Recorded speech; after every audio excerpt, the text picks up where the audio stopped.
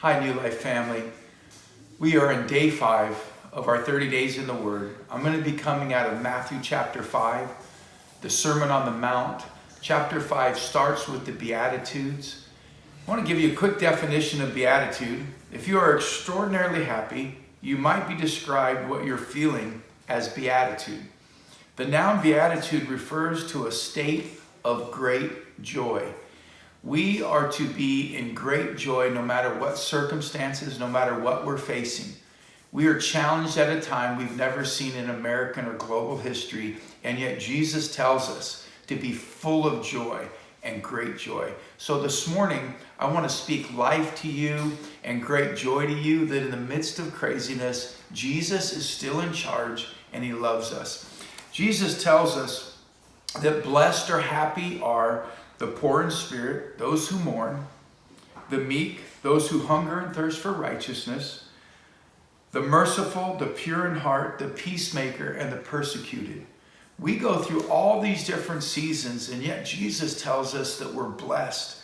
And so as he talks about these different attitudes that we should have at the beginning of his sermon, he then transfers right into following that up with, you are the light of the world and salt of the earth.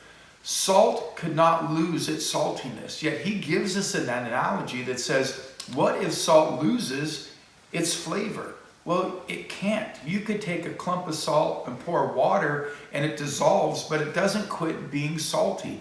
And Jesus would be saying, look, as we're his children, we can never stop losing that preservative, that salt. And he even then gives the analogy of light. Light can never stop being light. We are like a city on top of a hill. We are to be seen. You don't take a candle or a lamp and put a basket over it. That's not what it's intended for. We are intended to be salt and life in this world and help people that are going through pain and looking for hope. There's never been a greater time for us as Christians to be reaching out and loving people.